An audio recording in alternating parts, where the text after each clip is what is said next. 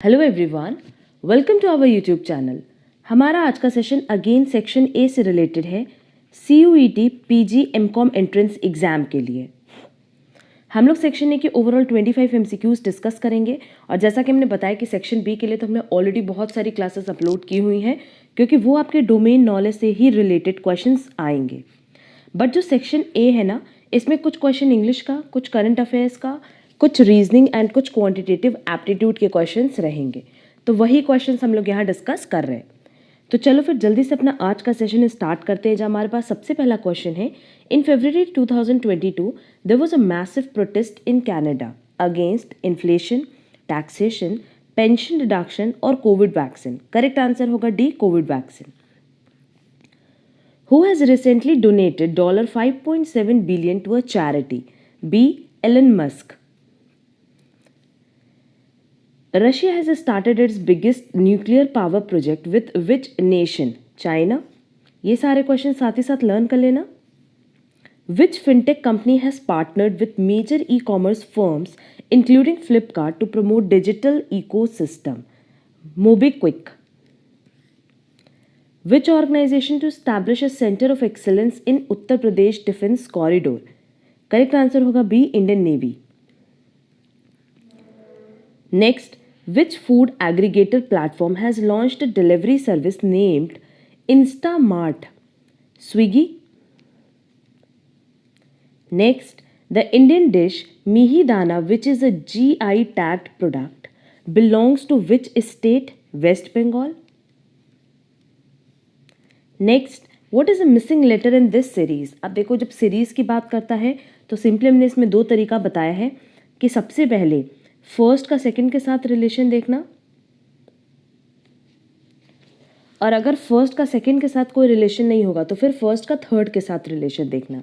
अब देखो, वाई और ई में नो डाउट बहुत गैप है, बट वाई और डब्ल्यू में बहुत गैप नहीं होगा, क्योंकि अगर हम डब्ल्यू और वाई की बात करें तो इनके बीच में सिर्फ एक्स आता है।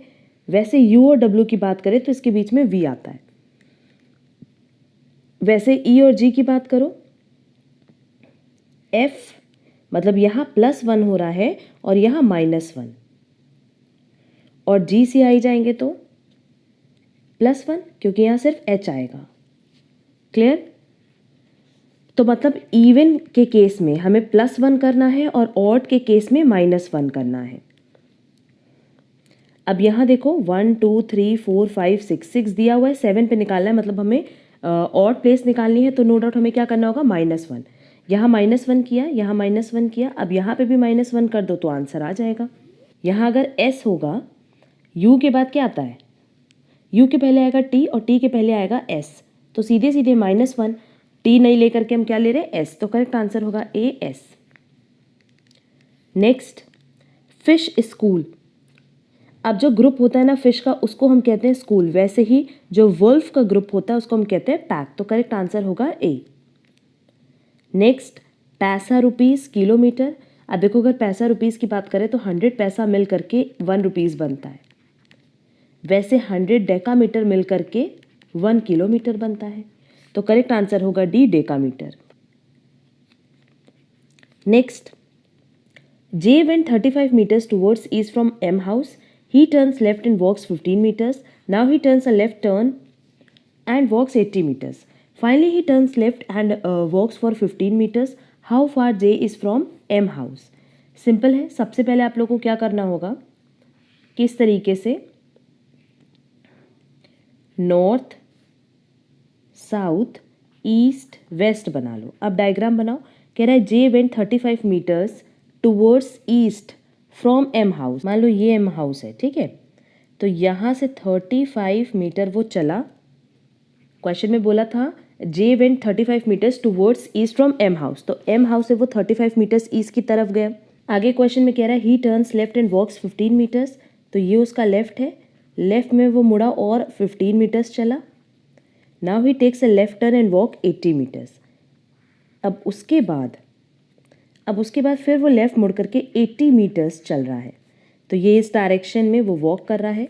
Finally he turns left and walk for 15 meters. Again वो लेफ्ट मुड़ करके कितना चला, 15 meters. Clear? How far J is from M house. अब हमसे क्वेश्चन में कह क्या रहा है कि ये जे है ना, ये एम के हाउस से कितने डिस्टेंस पे है, तो हमें ये एरिया कैलकुलेट करना है। बहुत सिंपली ये कैलकुलेट हो सकता है जब हमें पता है कि ये पूरा जो वॉक है ये 80 मीटर का है डिस्टेंस, और उसमें से ये पोर्शन 35 मीटर है। तो जो भी बैलेंस आएगा ये क्या करेंगे, 80 माइनस 35 कर देंगे, तो जो बैलेंस आएगा 45 मीटर, उतनी ही डिस्टेंस पे जे होगा किसके हाउस से, एम हाउस से। क्लियर? तो करेक्ट आंसर होगा बी 45। सिंपली अगर डायग्राम आप लोग से बन जाएगा तो उसके बाद क्वेश्चन बहुत सिंपल हो जाएगा। Next, a boy walks 12 kilometers towards east. इसका भी चलो डायग्राम साथ ही साथ बना लेते हैं। यहाँ से मान लो चला ये 12 meter. He turns 90 degree clockwise, ये 90 डिग्री है मतलब right angle, and walks 20 meters, then he turn right, और 20 मीटर्स चला और उसके बाद फिर वो राइट की तरफ मुड़ गया, एंड वॉक 33 मीटर्स। तो ये हो गया 33 मीटर्स और kilometres. How far is he from starting point. अब हमसे क्वेश्चन में क्या कह रहा है कि ये स्टार्टिंग पॉइंट अगर है तो यहाँ से वो कितना दूर है, इतना दूर है। इसमें तो हमें नहीं लगता किसी भी स्टूडेंट को कोई डाउट होगा, ये तो पॉइंट क्लियर होगा। अब देखो सिंपली हमें ये वाला एरिया कैलकुलेट करना है ना। हमें पता है कि अगर ये 20 है तो ये भी 20 होगा। ये क्या हम कैलकुलेट कर सकते हैं? हाँ कैलकुलेट कर सकते हैं, क्योंकि इस पूरे की डिस्टेंस कितनी है 33 मीटर और इसकी डिस्टेंस कितनी है 12 मीटर। तो जो बैलेंसिंग फिगर होगा मतलब 21 किलोमीटर, वो हमारा बेस आएगा। क्लियर? अब यहाँ सिंपली हम लोग क्या करेंगे, पाइथागोरस थ्योरम अप्लाई करेंगे। तो h इज इक्वल टू क्या हो जाएगा, under root perpendicular square plus base square. Perpendicular क्या है 20 और बेस कितना है 21। इसको सॉल्व करने पे आंसर आएगा 29, तो करेक्ट आंसर होगा B 29 kilometer. Next, in a certain language if sunshine is coded as this then how will be moon be coded. यहाँ देखो सनशाइन और ये जो इसका कोड दिया है, सिंपली क्या करें, एस के बाद क्या आता है, टी आता है, यू के बाद वी आता है, एन के बाद ओ आता है। इसी तरीके से कोडिंग हुई है, ठीक है। तो नो डाउट मून की कोडिंग कैसे होगी, मून के बाद क्या, एम के बाद क्या आएगा एन, ओ के बाद पी, अगेन ओ के बाद पी और एन के बाद ओ। तो करेक्ट आंसर होगा B N P P O. Next, in a certain language if wrong is coded as this then how will right be coded. अब इसको अगर आप लोग प्रॉपरली देखोगे ना तो जस्ट इसका रिवर्स है, मतलब जो पहले अल्फ़ाबेट था उसको लास्ट में कर दिया। वैसे अगर हम राइट को जस्ट रिवर्स कर दें तो THGIR हो जाएगा। देखो जो फर्स्ट है वो लास्ट हो गया, फिर सेकंड वाला सेकंड लास्ट, इसी तरीके से चलेगा। तो नो डाउट राइट के केस में भी आर क्या हो जाएगा एकदम लास्ट में, फिर आई, फिर जी, फिर एच, फिर टी। और ये हमारे गिवन ऑप्शन में कहीं नहीं दिया है, तो करेक्ट आंसर होगा D, none of these. Next, if mouse is coded as this then clock will be coded as. अब ये ना ओ नहीं है, ये ओ नहीं है, ये पी है। तो देखो करना क्या है कि जैसे MOUSE है ना, इसको अलग रखो, इसको अलग रखो, क्योंकि बीच वाला तो कॉमन है तो बीच वाला कट कर दिए। अब इसमें हम लोग क्या करें, +1 करेंगे तो M के बाद आएगा N, O के बाद आएगा P, और फिर इसको रिवर्स कर देंगे तो रिवर्स करने पे हमारे पास आ जाएगा PN। क्लियर? वैसे यहाँ पे भी क्या करो, +1 करो तो S के बाद आएगा T, E के बाद आएगा F, और इसका रिवर्स कर दो तो FT वही यहाँ लिखा है। वैसे अगर क्लॉक के केस में देखा जाए तो O तो कॉमन रहेगा, CL में +1 करो तो ये हो जाएगा DM, और इसका रिवर्स कर देंगे तो ये हो जाएगा MD। वैसे ही CK में +1 करो तो ये हो जाएगा DL, और इसका रिवर्स करेंगे तो आएगा LD। तो करेक्ट आंसर क्या हो जाएगा A। Next, in a certain language हु मा सैम मीन्स वाटर इज लाइफ। सैम ना जो मीन्स ग्लास ऑफ वाटर। तो देखो यहाँ पे सैम कॉमन है तो हम लोग सैम की मीनिंग निकाल सकते हैं, water is life, glass of water की वाटर कॉमन है तो सैम का मतलब क्या होगा, वाटर। इसी तरीके से इसको हम लोग पूरा डिकोड करेंगे। नेक्स्ट है चीजो मा मीन्स लाइफ ऑफ पाई। अब सेकेंड और थर्ड स्टेटमेंट में देखो तो ऑफ कॉमन है, और ऑफ के लिए इसमें भी जो है और इसमें भी जो है, which of the following represents pi in that language. अब पाई के लिए देख लेते हैं। देखो यहाँ पे लाइफ है, यहाँ पे भी लाइफ है। फर्स्ट और थर्ड स्टेटमेंट में लाइफ है और माँ कॉमन है, मतलब लाइफ का मतलब क्या हो जाएगा, माँ। और इस पूरे स्टेटमेंट में लाइफ अगर डिनोट करा है माँ को, ऑफ डिनोट करा है जो को, तो पाई किसको डिनोट करेगा, ची को। करेक्ट आंसर होगा सी, ची। Next, if fire is coded is this then freeze will be coded as. अब फायर और फ्रीज में देखो क्या नहीं है, एफ है, आर भी है, ई भी है, बट आई नहीं है। तो अगर हम फ्रीज की बात करें तो इसमें से 3 चीज़ें आनी चाहिए, सिर्फ एक नहीं आनी चाहिए। क्लियर। देखो ये तो आंसर नहीं हो सकता, क्यों, क्योंकि फ्रीज में आई नहीं है, फिर भी वही सारे सेम सिंबल यूज़ किया था जो कि फायर के लिए यूज़ किया था। और ये भी नहीं हो सकता, क्यों, क्योंकि परसेंटेज है, क्वेश्चन मार्क है, और इन दोनों में से भी तो कोई एक होना चाहिए, तो ये भी कट हो गया। अब आंसर चाहे फर्स्ट होगा चाहे लास्ट होगा, बट लास्ट क्यों लेंगे, क्योंकि ई जो है 3 बार है और यहाँ देखो क्वेश्चन मार्क 3 बार है।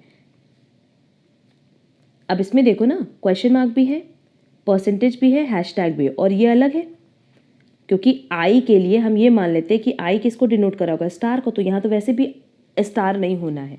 और वैसे ही फर्स्ट केस में भी देखो, फर्स्ट केस में भी हैशटैग है, परसेंटेज है, स्टार है, एंड कॉमन है, बट क्योंकि फर्स्ट आंसर इसलिए नहीं होगा ना, क्योंकि जब ई 3 बार है तो एक साइन को तो 3 बार होना है, तो करेक्ट आंसर होगा D. Next, the government must now demonstrate its seriousness by moving away from the flawed policies of the past. ये सब इंग्लिश के क्वेश्चन है। Next, through past bitter experiences we must prepare ourselves for future challenges. Next, Mohit was advised to take rest since he broke his leg in the accident.